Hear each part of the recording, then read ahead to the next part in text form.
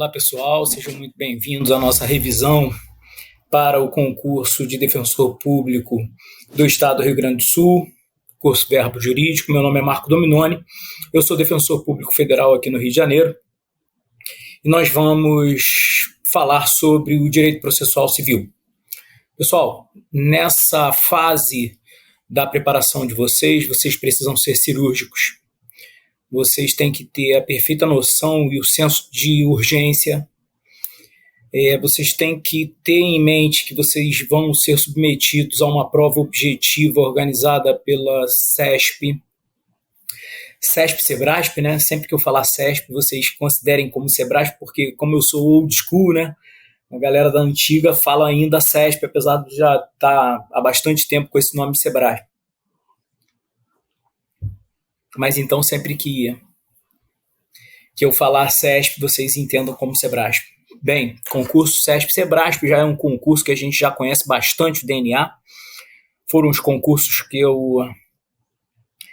eu passei de membros, né? Eu passei tanto para a DPU quanto para a AGU, concursos organizados pela CESP.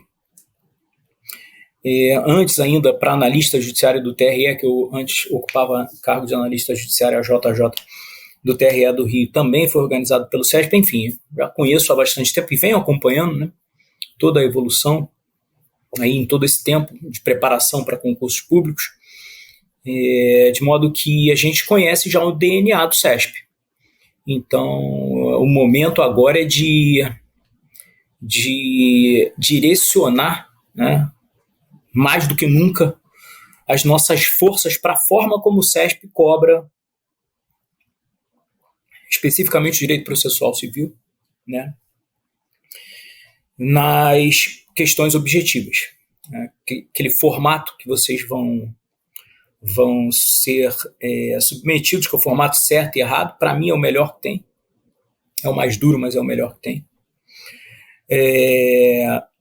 De modo que vocês têm que ser estratégico, e é isso que a gente vai tentar aqui, numa inspiração divina, né, que em verdade essa revisão de véspera aí é uma revisão, um exercício, quase que um exercício de futurologia, né, dentro aí de um histórico de concursos anteriores organizados pelo CESP, de modo que a gente vai tentar aí ver o máximo de pontos da disciplina de Direito Processual Civil, visando o concurso da Defensoria Pública do Rio Grande do Sul. Pois bem, eu preciso só empenhar mais 2 minutinhos para explicar a vocês qual foi o método que eu utilizei. Esse método de revisão que eu utilizei é um método que eu denomino de método tempestade.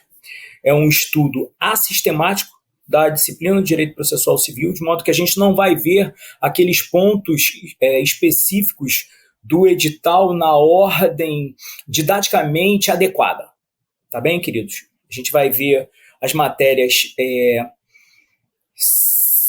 salteadas, vamos dizer assim, né? A gente começa com coisa julgada, passa por recurso, enfim, vai olhando esses pontos, trazendo pouca coisa de doutrina, porque a bem da verdade é que não há muita exigência doutrinária nessa etapa do concurso, e eu optei por fazer uma revisão dos últimos informativos de jurisprudência, notadamente a jurisprudência do STJ, que é de onde provém os maiores julgados na disciplina de Direito Processual Civil. É claro que temos a manifestações relevantes do Supremo na matéria, mas a bem da verdade é que a grande maioria da produção jurisprudencial emana do STJ no Direito Processual Civil. De modo que eu peguei as últimas decisões que eu acho que tem mais cara de defensoria e mais cara de CESP, né, gente? Porque a gente sabe que o CESP não é muito criterioso nessa etapa do concurso. A gente tem observado, né, a gente observa, verifica concurso que cai em defensoria e cai, por exemplo, para consultor legislativo do Senado na área de economia. Não tem nada a ver. E o CESP, eles não têm muito critério a respeito dessa etapa do concurso. Tá bom, queridos? De modo que a gente vai pegar e vai ver o maior número de pontos da jurisprudência do STJ. Legal? Sem maiores delongas, vamos ao que interessa. Então vamos lá, queridos. Já coloquei aqui os slides para que vocês acompanhem. E eu costumo fazer sempre um compilado do material que eu utilizo em sala de aula e eu disponibilizo para o curso Verbo Jurídico para que eles disponibilizem para vocês, tá bom? Então vocês vão receber esse material de modo que não há necessidade de ficar anotando número de julgado ou coisa que o valha, tá bom? Vocês vão receber. Eu aqui deixo para vocês sempre o meu Instagram, tá? Dominone.marco, e se vocês quiserem me dar o prazer de seguir, eu vou receber. Qualquer dúvida, vocês podem mandar a dúvida para lá, que eu sempre respondo aos directs, tá bom? O primeiro julgado é uma situação um pouco peculiar, e eu chamo a atenção dos senhores porque eu já vi comentários, né, na internet. A internet é um campo muito bom para se estudar, mas a gente precisa ver esse conteúdo com uma certa reserva, queridos. Eu vi uma determinada pessoa fazendo um comentário dizendo que estava havendo relativização da coisa julgada nesse julgado aqui do STJ. Tá? O julgado trata da possibilidade de reconhecimento de concomitância da paternidade socioafetiva e da paternidade biológica. Tá? A despeito de estar aqui bem grande aqui relativização da coisa julgada, à medida que vocês vão lendo, vocês vão verificar que, em verdade, não há que se falar em coisa julgada, porque nós sabemos que, para o reconhecimento da coisa julgada, nós temos que ter aquilo que a doutrina denomina de tríplice identidade, ou seja, nós temos que ter as mesmas partes, o mesmo pedido e a mesma causa de pedir. Tá ok? E aqui, na verdade, e o próprio STJ reconhece que há um acréscimo de fundamento. Tá? Então, vamos lá.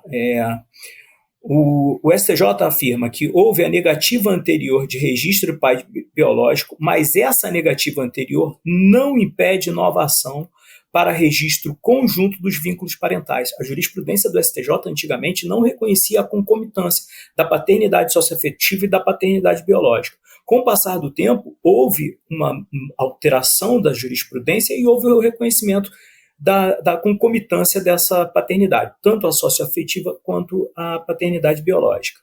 A terceira turma do STJ considera viável a propositura de ação para reconhecimento concomitante de paternidade afetiva e biológica, mesmo havendo processo anterior com trânsito em julgado do qual tenha sido negado o pedido para substituição do pai socioafetivo pelo biológico.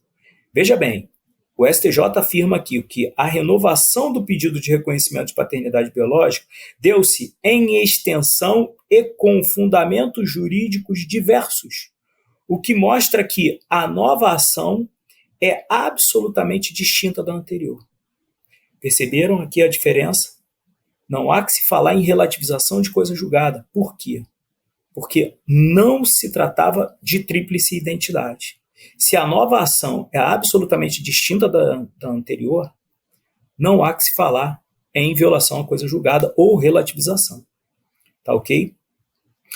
Diz o STJ que o autor busca a declaração de que o requerido é seu pai biológico com a consequente anotação no registro de nascimento, sem prejuízo da filiação socioafetiva já registrada.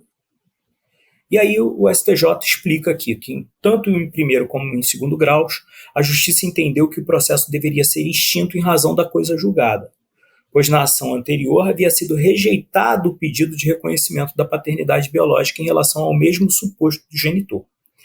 Na ação anterior, o juízo de primeiro grau chegou a julgar procedente o pedido de reconhecimento da filiação biológica, com base em exame positivo de DNA.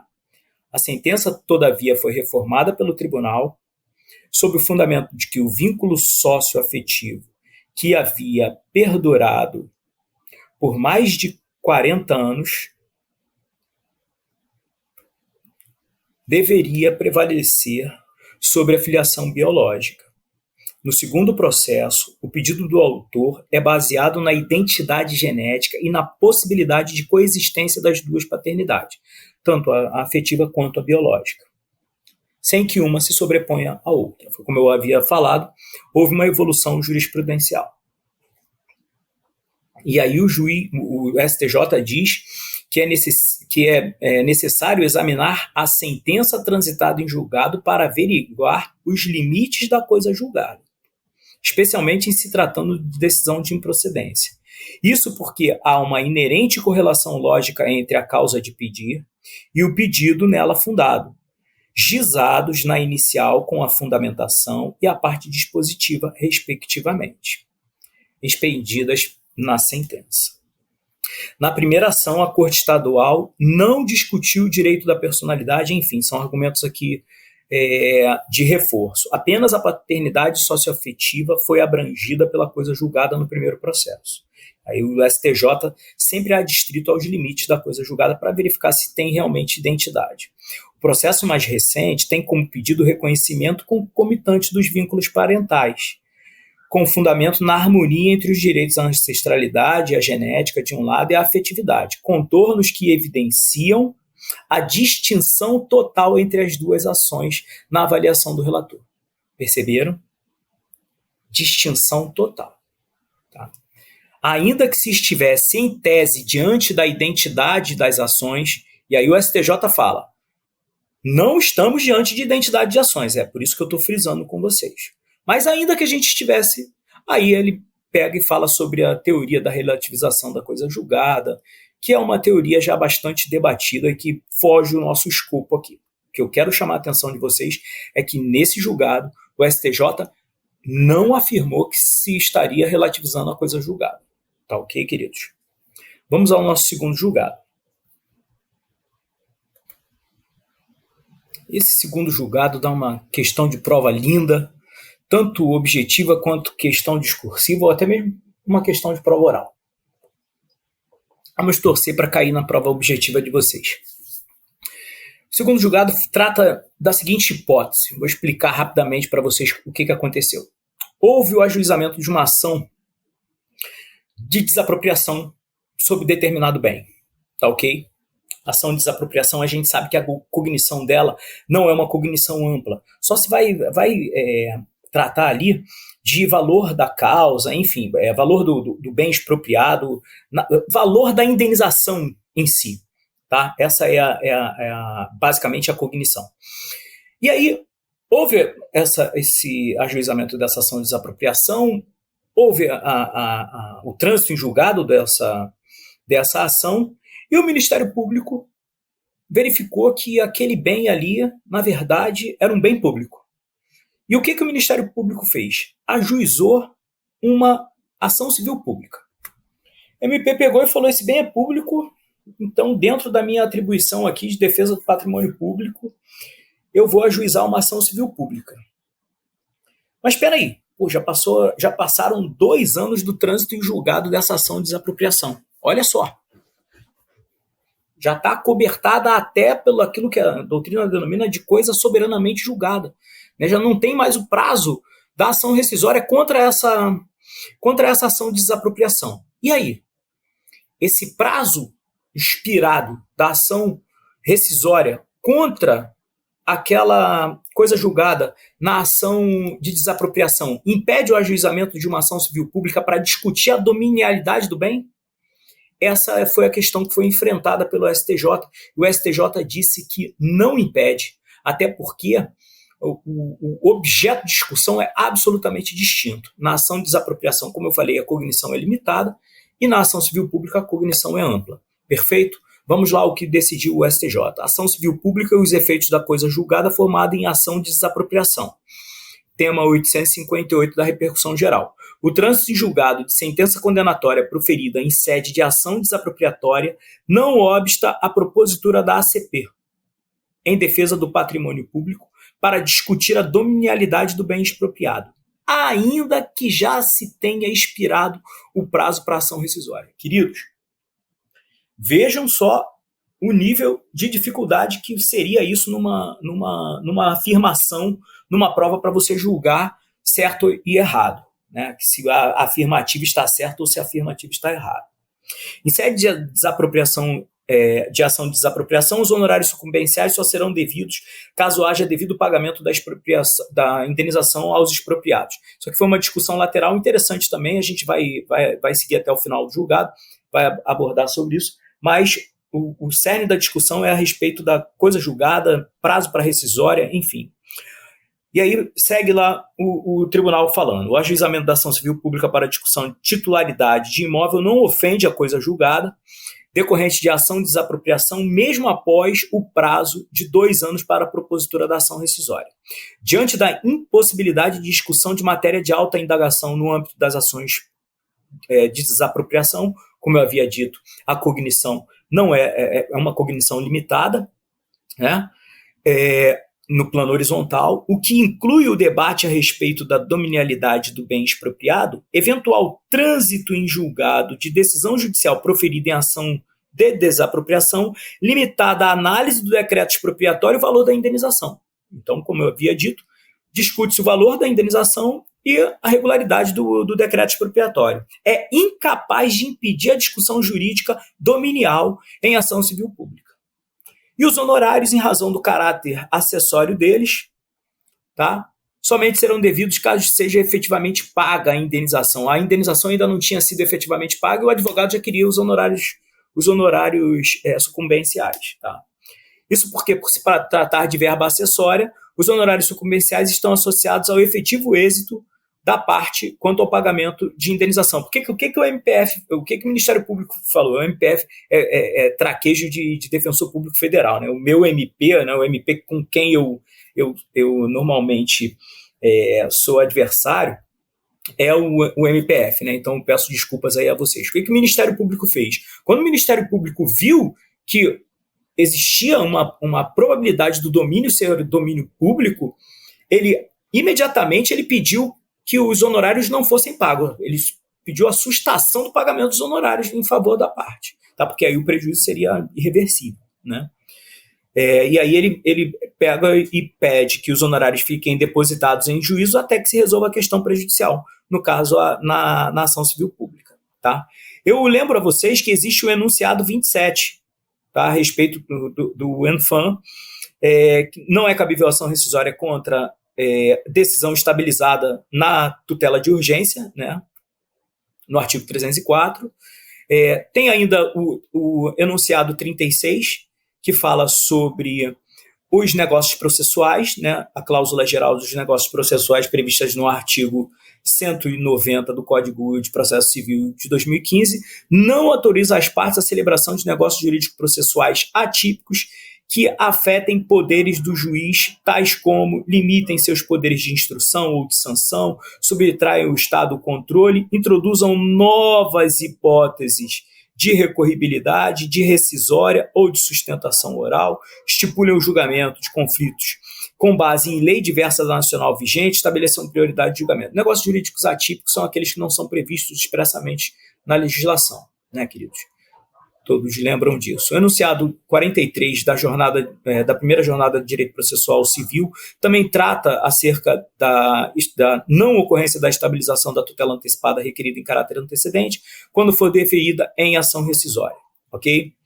Decisão judicial que determina a apresentação do contrato, essa já estamos aí entrando na nossa nosso terceiro julgado, um julgado importantíssimo para os senhores que tratam a respeito de apresentação da obrigatoriedade ou não de apresentação do contrato de serviços advocatícios para que fosse localizado o endereço do cliente.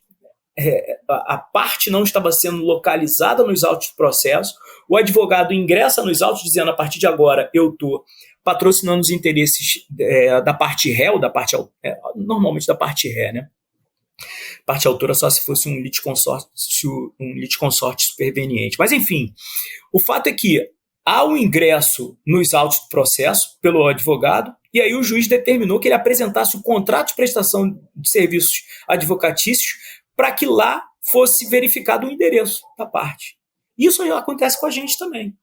Assistido nos procura, a gente ingressa nos autos do processo pedindo vista. Isso acontecia mais quando era processo físico, né? Agora, com o processo eletrônico, a gente já tem acesso ao processo, salvo casos raríssimos de segredo de justiça. Mas o fato é que esse julgado trata de um contrato de prestação de serviços advocatícios, não, portanto particular, mas se aplica perfeitamente a nós. E o STJ falou que não havia a menor possibilidade de o advogado ou o defensor, digo eu, né, ser obrigado a apresentar o endereço do seu patrocinado. Isso aí por motivos óbvios, né, querido? Mas como é uma decisão que trata da relação advogado e seu cliente, pode ser que tenha passado despercebido aí dos senhores, tá bom? Por isso que eu estou chamando a atenção. E aí, houve a seguinte manifestação: decisão judicial que determina a apresentação do contrato de serviços advocatícios com a finalidade de verificação do endereço do cliente executado fere o direito à inviolabilidade e o sigilo profissional da advocacia. Tá ok?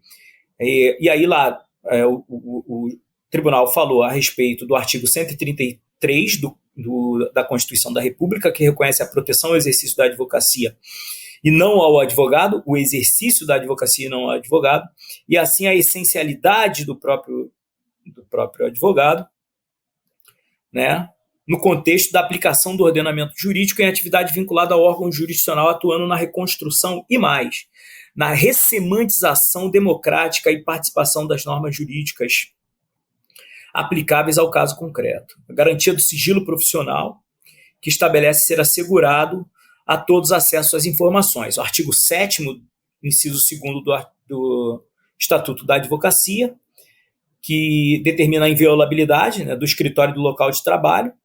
Tá ok, queridos? Ainda que determinado por ordem judicial. Olha a profundidade. Tá? Ainda que determinadas por ordem judicial. Tá? Não podem violar direito à confidencialidade de comunicação entre o defensor, né, o advogado e seu assistido, e entre o defensor, entre o advogado e seu cliente, e entre o defensor e seu assistido. Tá ok? Essa proteção não é uma proteção absoluta, obviamente, né? Porque, em verdade, o que a gente sabe que as medidas de constrição e de afastamento dessas garantias individuais podem ser dirigidas individualmente ao advogado, mas nesse caso aqui, elas eram dirigidas ao cliente dele. Eles queriam o endereço do cliente deles, e aí não há a menor condição. Tá? E aí, para que seja removida a prerrogativa, é necessário preenchimento dos requisitos, aí vocês deem uma olhada depois ali, tá bom? Mas disse o STJ que o contrato de prestação de serviços advocatícios é um instrumento essencial produzido e refere-se à relação advogado-cliente. Está sob a guarda do sigilo profissional. Tá ok? E isso também vale para nós. Está lá no artigo 1º da Lei Complementar 80. Tá ok, queridos? Vamos ao quarto julgado, que trata da ação de busca e apreensão e a análise da contestação. Vejam bem, queridos, na ação de busca e apreensão, se for comprovado com base no Decreto-Lei 911 de 69, vocês vão, na atuação de vocês vão ser demandados todos os dias a respeito disso. Nessa ação de busca e apreensão, se houver comprovação da mora, o juiz defere liminar. O exame da contestação ele só é feito após a execução da medida liminar deferida. Ok, queridos? Normalmente é uma busca e apreensão de veículos. Tá? Então, comprovada a mora, o juiz deferiu a busca e apreensão e aí o assistido procurou você na defensoria. Você vai minutar, vai perguntar a ele se tem dinheiro para pagar, normalmente não tem mesmo, né? Ou para purgar a mora, enfim. Normalmente não tem, tá? E aí o que você vai fazer? Você vai manejar a contestação. A tua contestação só vai ser examinada, os argumentos só vão ser examinados após a execução e cumprimento da busca e apreensão. Tá ok? E aí falou o STJ exatamente isso. Na ação de busca e apreensão, de que trata o Decreto-Lei 911 de 69, a análise da contestação somente deve ocorrer após a execução da medida liminar. Não se discute a possibilidade de apresentação de contestação antes da execução da liminar, não havendo espaço para se falar em extemporaneidade, prematuridade ou necessidade de desentranhamento da peça. A controvérsia, ou seja, pode apresentar contestação? Claro que pode, deve, né? Obviamente, vai apresentar contestação. O que se está dizendo é o seguinte: o exame das razões que você vai deduzir em favor do teu assistido na contestação só vão ser apreciados após o cumprimento da medida liminar deferida. Tá ok? A controvérsia se restringe ao momento em que a contestação deve ser apreciada pelo juiz. A legislação especial foi estruturada, e aí o STJ vem dizendo todas as razões pelas quais a legislação foi pensada. Foi em favor do crédito, tá ok? Em favor do credor. Perfeito? Está absolutamente sedimentada na jurisprudência do STJ, no sentido de que, estando demonstrada a mora inadimplemento, o deferimento da medida liminar de busca e apreensão é impositivo. Então, o credor apresenta lá a notificação, todos os requisitos legais, o juiz defere a liminar. Perfeito? Nesse contexto, condicionar o cumprimento da medida liminar era o que estava sendo pleiteado. Condicionar o cumprimento da medida liminar à apreciação da contestação, ainda que limitada a eventuais matérias conhecíveis de ofício, ainda que você esteja falando para o juiz. Olha só, tem que apreciar porque é matéria conhecível de ofício. Tá ok? É matéria que o juiz tem que apreciar de qualquer forma. Ele vai apreciar posteriormente à execução da liminar. Perfeito? Do contrário, causaria enorme insegurança jurídica e ameaça à efetividade do procedimento. Perfeito, queridos?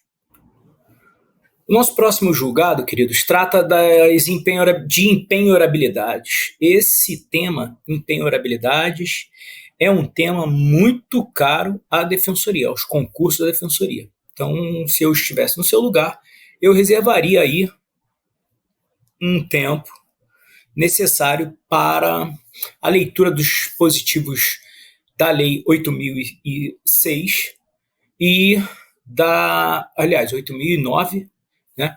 Aliás, deixa eu conferir aqui qual é a lei direitinho, peraí.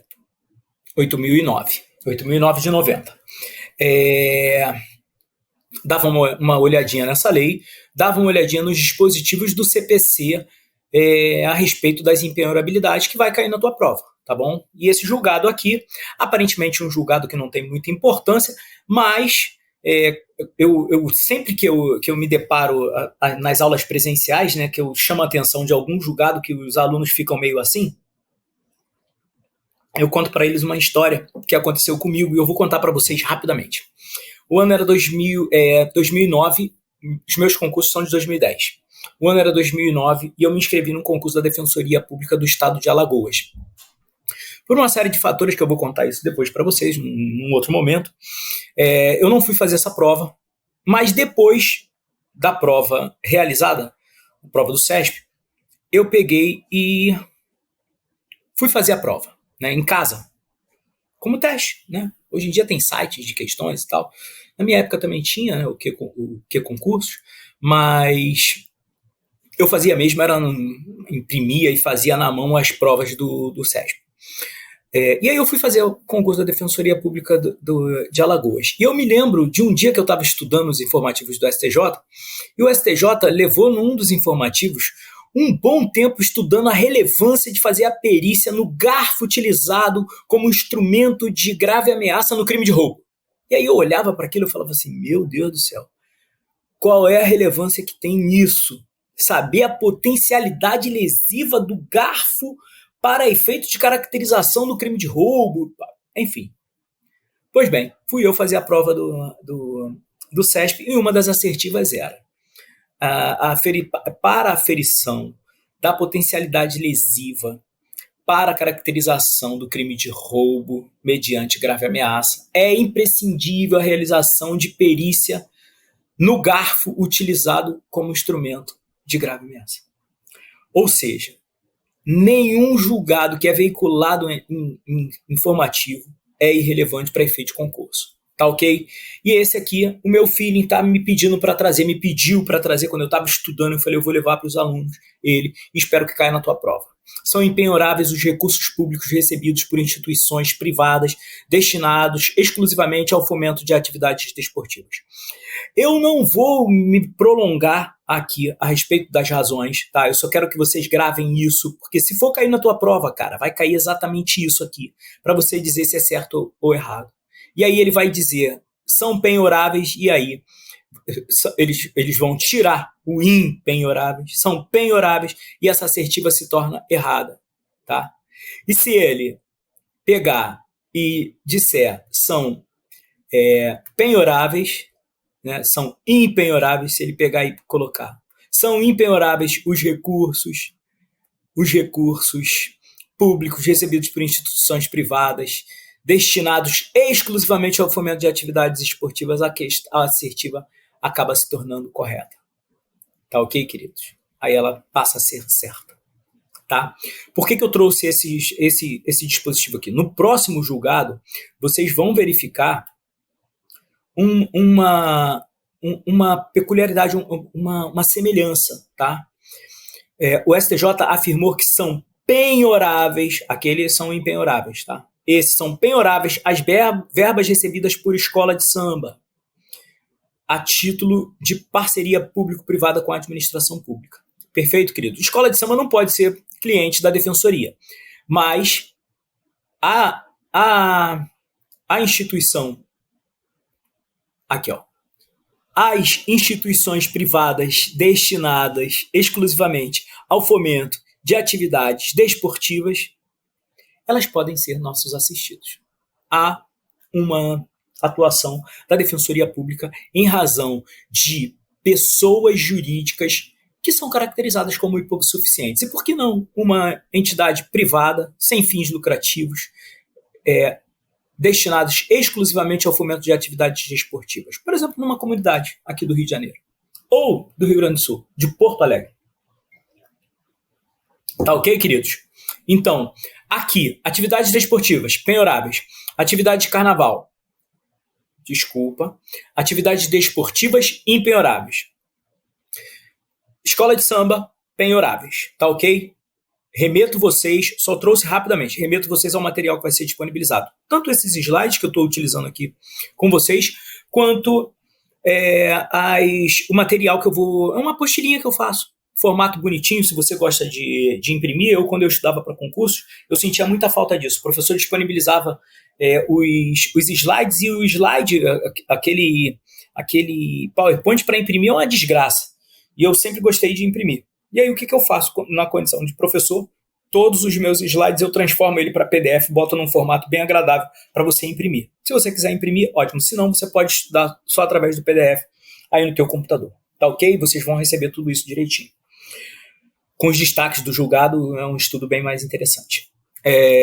O nosso próximo julgado fala a respeito do cabimento do agravo de instrumento. E aqui eu vou pedir uma pausa para vocês, né, virem aqui comigo para a gente fazer uma revisão dessa matéria. Queridos, as decisões interlocutórias de primeiro grau, vocês devem se recordar, e se não se recordam, eu vou recordar a vocês, elas estão submetidas a dois recursos em tese, né? A possibilidade de dois recursos. Ou as decisões interlocutórias de primeiro grau são agraváveis, ou elas são apeláveis, quer na interposição do recurso de apelação, quer nas contrarrazões ao recurso interposto pela parte adversa. Tá ok? Essa é a regra. Em regra, nós temos um dispositivo do CPC que trata das hipóteses de cabimento de agravo de instrumento. E aí, o que aconteceu com o advento do Código de Processo Civil?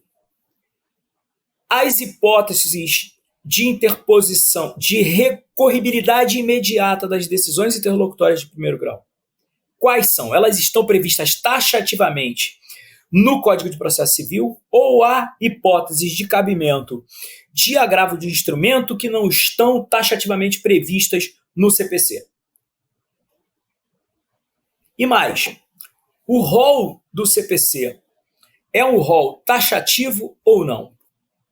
Estava instalada a celeuma. E antes da manifestação jurisprudencial, várias correntes se afiguravam disputando ali a interpretação adequada acerca da recorribilidade das decisões interlocutórias de primeiro grau. O fato é que, basicamente, 4 foram as teses a respeito da recorribilidade das decisões interlocutórias, da recorribilidade imediata através de agravo de instrumento das decisões interlocutórias. Mas antes disso, eu queria que vocês verificassem no Código de Processo Civil de vocês. Vocês não podem, né? Vocês estão estudando para qualquer fase do concurso, mas para primeira fase, não existe a menor chance de vocês não estarem agora, nesse exato momento, com o CPC aberto.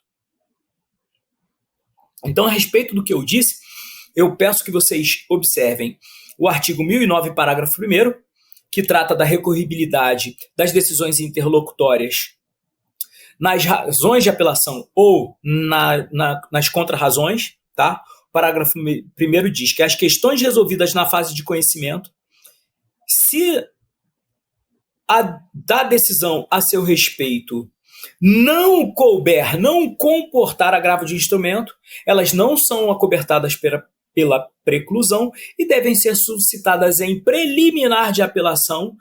Normalmente a gente faz um tópico próprio, tá?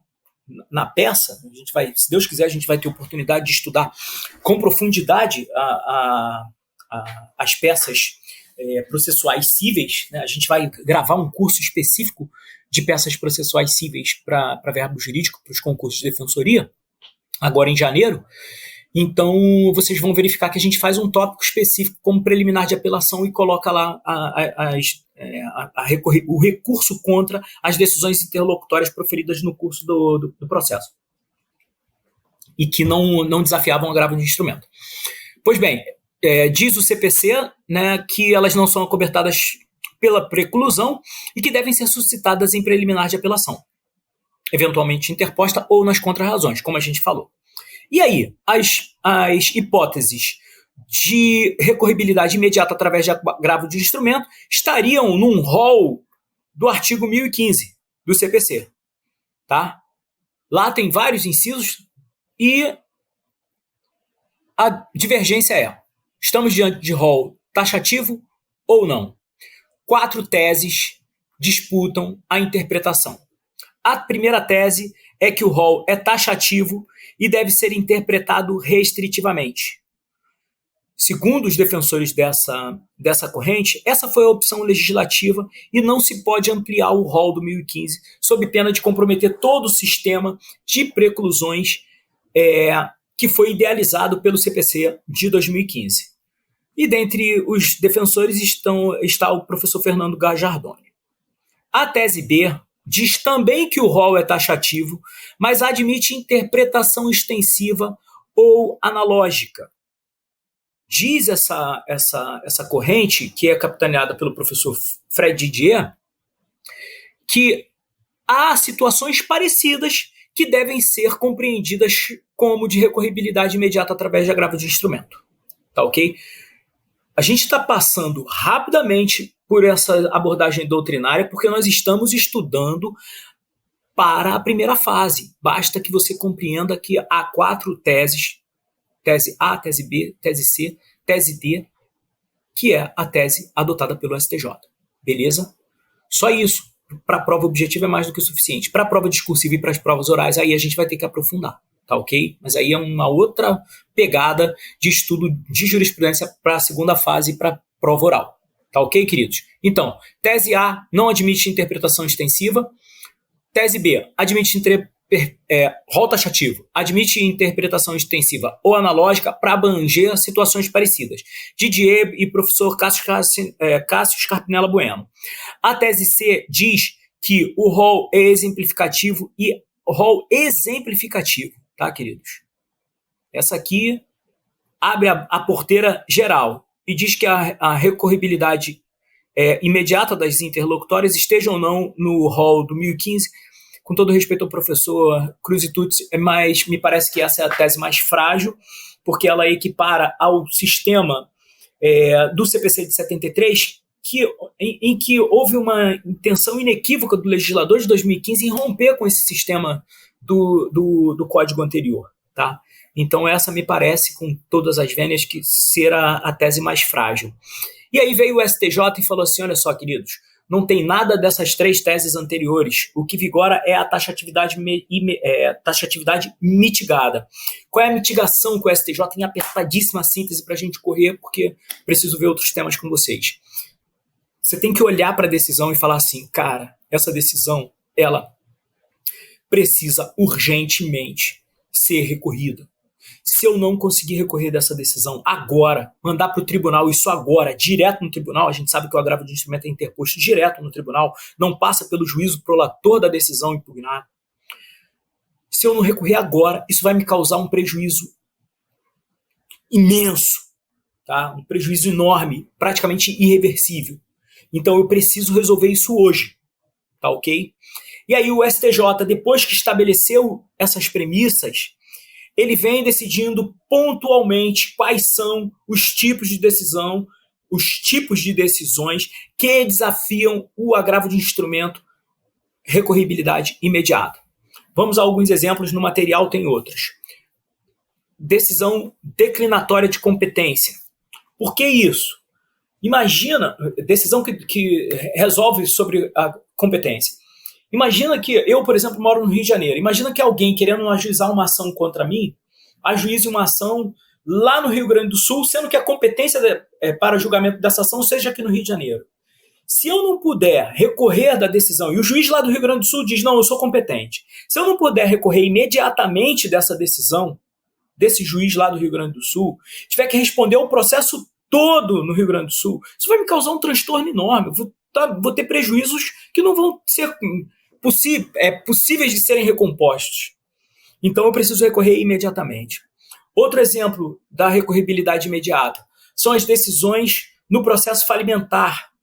O processo falimentar é um processo de execução.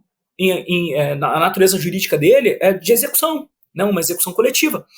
Então, os atos praticados no curso do processo falimentar são atos que são passíveis de irreversibilidade.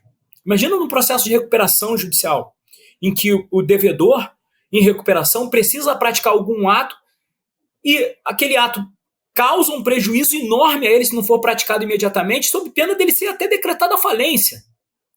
Então, o mote da recorribilidade imediata é a urgência e a possibilidade de prejuízo irreversível. Tá ok, queridos? Vamos dar uma passada aqui rapidamente nessa decisão, como decidiu o STJ. Salvo engano, essa decisão é uma decisão que fala sobre competência, tá? Então, o julgado sétimo, é cabível agravo de instrumento para impugnar decisão que define competência, tá ok? É exatamente o exemplo que eu falei, tá? E aí o STJ vem dizendo aqui, vem doutrinando, né? São aqueles julgados que são muito ricos e a gente precisa realmente ler esses julgados todos. E aí ele dá uma passagem sobre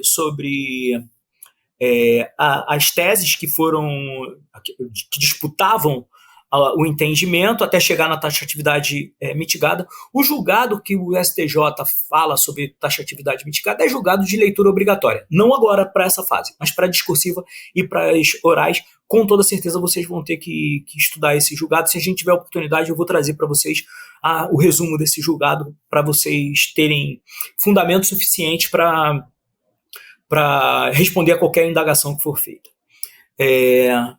A decisão que deu origem aos embargos em recurso especial, ela foi declinatória de competência. Ou seja, o juízo que declinou... O que é uma decisão declinatória de competência? O juiz aprecia o pedido contido na inicial e fala assim, olha só, eu não sou competente. O competente é o juízo de Porto Alegre. E aí manda os autos para Porto Alegre. Dessa decisão, cabe agravo de instrumento imediatamente, tá ok? A recorribilidade dela é imediata, cabe agravo de instrumento. Apesar dela não estar exatamente prevista no rol taxativo do 1015, tá? E aí o STJ, através da segunda turma, diz que a interpretação do artigo 1015 deve ser, em regra, restritiva, não sendo possível o alargamento das hipóteses para contemplar situações não previstas taxativamente na lista estabelecida. Então, a regra é a taxatividade. A exceção é a mitigação que o STJ falou. As decisões relativas à competência, temática discutida nos presentes autos, estão fora do rol taxativo, não se enquadrando nas hipóteses dos incisos 2 e 13 do artigo 1015. Ao revés, no acórdão paradigma ficou consignado que a decisão que define a competência relativa ou absoluta é semelhante à decisão interlocutória que versa sobre rejeição da alegação de convenção de arbitragem prevista no inciso 3º do artigo 1015. Portanto, visa afastar o juízo incompetente para a causa e, como tal, merece tratamento isonômico ao autorizar o cabimento do agravo de instrumento. Tá? Isso foram as razões do TRF. A propósito, a controvérsia foi objeto de julgamento, e aí eu trago aqui para vocês, em apertada síntese, o raciocínio até chegar na taxatividade mitigada. Tá? Conclui-se ser cabível a interposição de agravo de instrumento para impugnar decisão que define competência. E aí eu trago aqui alguns outros julgados, tá? Cabe agravo de instrumento de todas. Olha só, esse todas, quando vem numa prova objetiva, o que você faz? Juízos absolutos, qual é a regra? Isso aí é técnica de resolução de questões objetivas. Afaste-se dos juízos absolutos. Sempre, todo, nunca. Você já bota logo uma interrogação nele. E a tendência é que você diga o quê? Não está certo. E aqui? Por que eu sublinhei aqui no material que vocês vão receber? Está sublinhado. Todas as decisões interlocutórias proferidas no processo de recuperação judicial e no processo de falência são recorríveis por agravo de instrumento. Ok? Perfeito, queridos. Vamos prosperar. E aí ele dá o fundamento, o porquê disso, né? Há dois diferentes modelos, enfim. Aqui a gente volta naqueles argumentos que a gente já tinha expendido. E aí o STJ diz que as fases de liquidação e cumprimento de sentença no processo executivo e na ação de inventário será cabível agravo de instrumento contra todas essas decisões. Olha aqui de novo todas, ó. Então, fase de liquidação e cumprimento de sentença. Processo executivo, ação de inventário, agravo de instrumento. Perfeito, queridos? Isso por quê?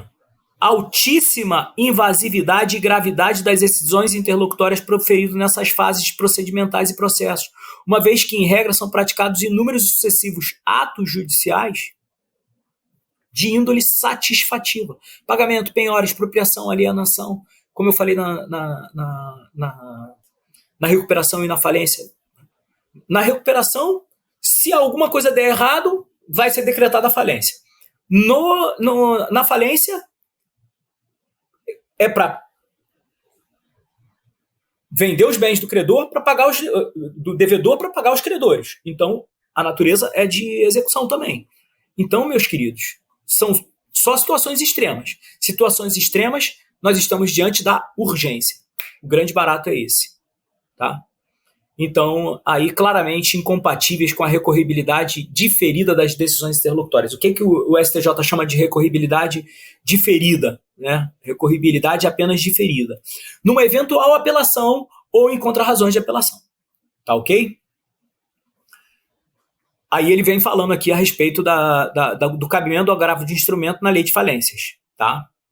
E aí é importantíssimo que vocês estejam atentos a isso. Risco de causar à parte lesão grave de difícil reparação. Tendo o processo recuperacional natureza jurídica de liquidação e de execução negocial das dívidas da pessoa jurídica em recuperação e tendo o processo falimentar natureza jurídica de liquidação e de execução coletiva, o que eu falei, das dívidas da pessoa jurídica, a esse processo deve ser aplicada a regra do 1015, parágrafo único, recorribilidade imediata através de agravo de instrumento. Lembrando que o artigo 1036 do CPC fala que cabe agravo de instrumento de todas as decisões interlocutórias, todas, proferidas no processo de recuperação judicial, no processo de falência, por força do 1015, parágrafo único. E aí tem lá todos os argumentos que eu remeto os senhores para o material que vai ser enviado. Lembrando que as decisões interlocutórias sobre instrução probatória, isso foi decidido muito recentemente, tá, queridos? Instrução probatória, tá? Elas não são recorríveis através de agravo de instrumento. Não são, tá? Quando eu estudo os informativos, eu marco os informativos contraintuitivos. Rapidinho, o que é isso? Informativos contraintuitivos são aqueles informativos em que eu leio a chamada do julgado e eu paro. Então, digamos assim, as decisões interlocutórias proferidas no curso da instrução probatória a respeito da instrução probatória, elas desafiam, aí eu paro na hora e penso, essas decisões, elas desafiam agravo de instrumento, ou elas são recorríveis na apelação ou nas contrarrazões? Aí eu penso e eu respondo. E eu respondi na apelação, respondi ela através de agravo de instrumento.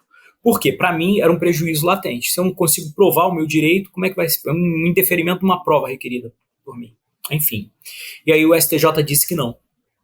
As decisões interlocutórias sobre instrução probatória não são recorríveis por agravo de instrumento. Tá bom, gente? Então isso ganha muita relevância, esse julgado. Tá? Elas não são impugnáveis por agravo de instrumento ou pela via mandamental. Ainda disse mais, tá? Disse que não cabe mandado de segurança. Olha só. Por quê? Qual é a nossa tendência? Se não cabe agravo de instrumento, e eu entendo que é direito líquido e certo de qualquer cidadão, né, qualquer parte, provar o direito que invoca, se o tribunal rejeita a minha interposição de agravo, me remetendo para apelação, eu interponho mandado de segurança. Além, obviamente, de pedir para os colegas que atuam na segunda instância para que eles recorram. Tá? Porque o que acontece? Eu preciso provar o direito do meu assistido.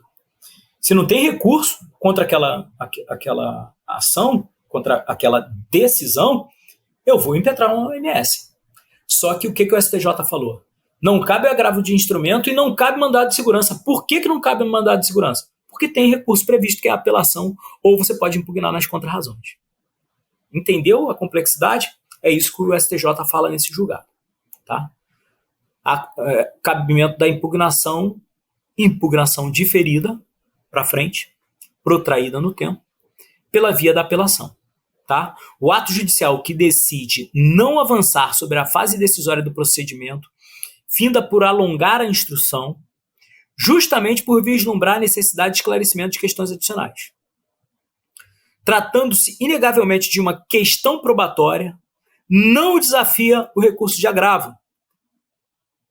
Mas isso, no entanto, não autoriza a propositura de ação mandamental. Olha só que questão maneira para cair na prova de vocês.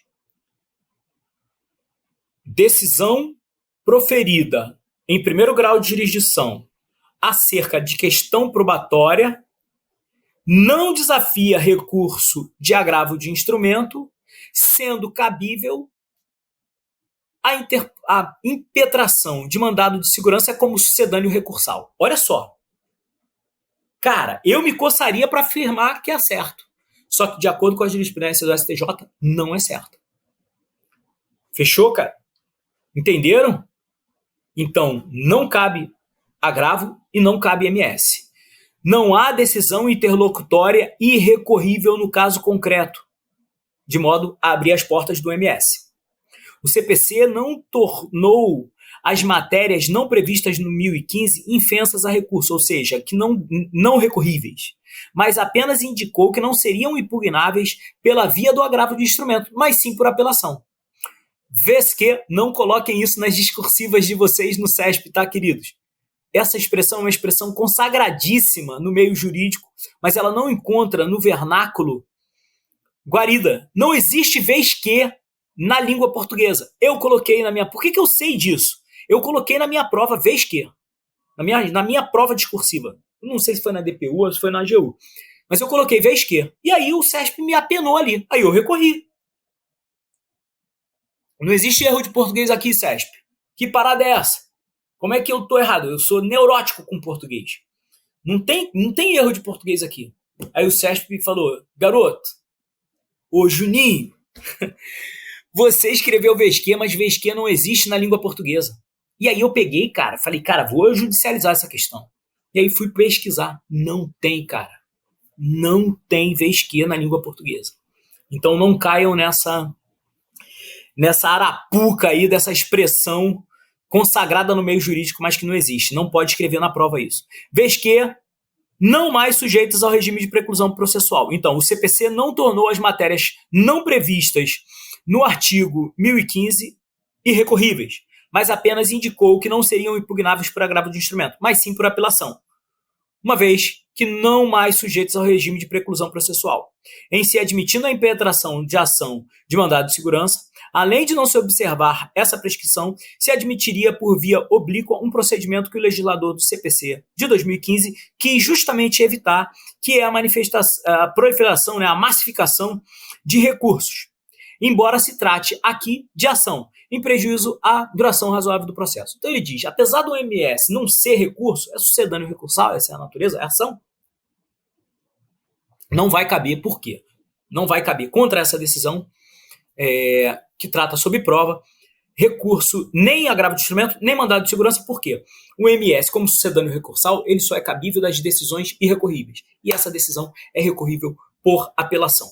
Beleza, queridos? Vamos tocar. A gente já está chegando no final do nosso tempo, já só tem 1 hora. E eu vou tratar de uma questão que vai cair na prova de vocês. Eu aposto um braço com vocês que vai cair. Ok? É imprescindível a intimação pessoal para fins de constituição do devedor, assistido pela Defensoria, como depositário fiel da penhora de bem imóvel, realizada por termo nos autos. Vamos resumir isso aqui rapidinho para vocês, queridos. Prática de atos por defensor, deixa eu me colocar aqui para vocês me verem. Prática de atos por defensor em nome do assistido. A gente tem basicamente que diferenciar 2 tipos de atos. Você tem atos materiais, que são atos das partes, é do assistido, e ato processual. Ato processual, cara, você vai fazer intimação do devedor, do defensor para apresentar contestação. Resposta. Vai apresentar resposta. O que você tem que fazer? Apresentar a resposta. Depende do assistido para alguma coisa? Não. Você tem o teu prazo para responder aquilo dali.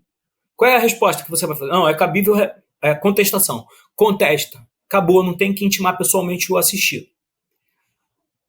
Assistido tem que apresentar um determinado documento. Intimação do defensor. Cara, primeira coisa que eu faço, tento contato com o assistido. Não consegui localizar? 186 do Código de Processo Civil. Intimação pessoal do assistido. É ato material, ato tipicamente material. É o assistido que tem que fazer. Se é o assistido que tem que fazer, é a intimação pessoal. Não pode intimar o defensor. A intimação do defensor para esses casos é inócua. Entendeu? E aí, no caso que eu trouxe para vocês, é nomeação do assistido como depositário do bem. O que eu posso fazer em nome do assistido? E mais, como depositário você pode recusar. Eu posso recusar o encargo. Não quero ser depositário de nada. Leva isso daqui. Bota no depósito. Não quero ficar com esse carro aqui, não. Isso é uma bucha de canhão. Pode recusar? Pode. E como é que eu vou recusar pelo assistido? Como é que eu vou saber se o assistido tem condição ou não de ser depositário? Foi isso que a STJ falou. Perfeito, queridos? Então leiam aí. É imprescindível a intimação pessoal para fins de constituição do devedor, assistido pela constituição do devedor, assistido pela defensoria, como depositário fiel da penhora de bem imóvel realizada por termos nos autos. Tá? E aí o STJ fala exatamente isso que eu falei com vocês. Tá bom? Faz a distinção entre atos processuais e atos materiais. Tá? E ainda diz exatamente a respeito da possibilidade, tá? A distinção dos destinatários da intimação, tá? E fala acerca da possibilidade do assistido recusar o encargo, tá bom? Fala ainda das consequências civis e penais do descumprimento do encargo de depositário, tá? O defensor não vai poder ser responsabilizado por isso. O STJ ainda menciona a súmula 309, que é o encargo de depositário dos bens penhorários pode ser expressamente recusado. Está aqui, ó. É o enunciado sumular. Perfeito, queridos? Tá? Possibilidade de recusa, etc, etc, etc. E aí eu vou adiantar e vou passar um pouquinho do nosso tempo, tá? Esse julgado aqui também é extremamente importante para vocês. Eu falei en passant a respeito da possibilidade de intimação pessoal nos termos do 186, e a gente tem uma tendência, né, eu faço aqui uma crítica respeitosa, mas faz-se na defensoria, de uma maneira geral, tem-se uma certa... Não chegaria a ser uma repulsa, mas uma certa restrição à atuação dos advogados dativos. Gente, essas pessoas são muito importantes para os assistidos, para aquelas pessoas que não têm condição de constituir um advogado. E o trabalho dos advogados dativos é um trabalho extremamente importante, muito relevante. E o STJ vem se manifestando a respeito de algumas prerrogativas que são inerentes aos defensores públicos e que não são adotadas em favor dos advogados dativos. Tá? E nesse caso aqui, a possibilidade de requerimento de intimação pessoal da parte em favor do advogado dativo. O advogado dativo pode requerer a intimação pessoal. Tá? É uma prerrogativa da defensoria, mas é extensível aos advogados dativos. É admissível a extensão da prerrogativa, diz o julgado, da prerrogativa conferida à Defensoria Pública de requerer a intimação pessoal da parte na hipótese do 186, parágrafo 2º do CPC, ao defensor dativo nomeado em razão de convênio com a OAB. Tá ok, queridos? Eu vou parar por aqui. No material que eu forneci para vocês, já temos 62 minutos, né? Então já passei aí da nossa hora, tá? Nesse material que eu estou mandando para vocês, nós temos 18 julgados que eu achei relevante. Inclusive, hoje é dia 14 de dezembro, tá? Eu estou gravando essa aula aqui no dia 14 de dezembro. Então, eu peguei até o último informativo do STJ, tá bom? Então, material super atualizado. Eu peço a vocês que vocês leiam esse material. Eu vou disponibilizar para vocês uma estratégia. Eu vou mandar agora, vou gravar agora e vou mandar junto com esse vídeo a estratégia que eu adotaria de amanhã, dia 15 de dezembro, até o dia 8 de janeiro, que é a véspera da prova de vocês. O que eu faria nessa reta final se eu estivesse no lugar de vocês? Não vou falar aqui agora imediatamente, porque não vai dar. Era só uma hora que a gente tinha para tratar dessa revisão. Tentei ser o mais rápido, mas enfim, confesso que a concisão não é das minhas características. Mas eu espero ter ajudado vocês, e se você chegou até aqui, você é muito forte. Eu vou disponibilizar para vocês, vou mandar para Verbo Jurídico, vou disponibilizar nas minhas redes sociais também, no meu Instagram e no meu canal no YouTube. Eu vou disponibilizar para vocês um vídeo curto de como eu faria se eu estivesse me preparando para fazer a prova agora da Defensoria Pública do Rio Grande do Sul. Beleza, queridos? uma satisfação enorme estar com vocês aí nessa etapa tão importante da vida de vocês. Se vocês me encontrarem aí pelas ruas, né, eu ainda não conheço Porto Alegre, mas eu espero conhecer nos próximos anos. Se vocês me encontrarem, eu já encontrei, ou então se vocês me encontrarem em algum itinerante, em alguma atividade que a Defensoria Pública da União faz com as defensorias estaduais, eu agora, recentemente, fui ao Espírito Santo fazer o Defensoria para Todos, né, que é um projeto muito interessante, e a gente atuou na execução penal lá no estado do Espírito Santo, em Vila Velha, no município de Vila Velha, que é um município do lado de Vitória, da capital. E lá eu encontrei com um aluno, eu entrei na van, que é disponibilizada para transporte, né, dos defensores, e aí quando eu entro na van, um defensor, Dominone, aí opa, sou eu mesmo. Aí ele, cara, te sigo já desde um grupo no Yahoo Groups que eu coordenava, isso lá em 2010, quando eu passei, eu tinha um material muito grande, aí eu criei um Yahoo Groups, e a gente trocava ideia sobre concursos públicos, e esse grupo, na época que não tinha, a rede social era Orkut, na época, e aí eu tinha 1.000 seguidores nesse grupo, e a gente trocava ideias, e aí ele falou, cara, eu te acompanho desde 2010 no grupo. O grupo tinha o nome de Dominus Lit, que era Dominus por conta do meu sobrenome, né, Dominone, que é como eu sou conhecido desde a minha época de marinha. Mas enfim, se você se encontrar, e ele agora é defensor lá no Amazonas, né, no estado de Amazonas, já estava chegando em Manaus e tal, já era defensor já há 4 anos, enfim. Mas eu espero que, se a gente se encontrar pelas ruas, que você fale comigo, que a gente tenha boas recordações sobre esses momentos que a gente passou aqui. E eu espero te ajudar também com esse vídeo que eu vou mandar para Verbo Jurídico agorinha, e vou disponibilizar nas minhas redes sociais e também no Instagram. Beleza, queridos? No Instagram e no YouTube. Grande abraço, tudo de bom, felicidade, boa sorte, contem comigo aí para o que precisarem.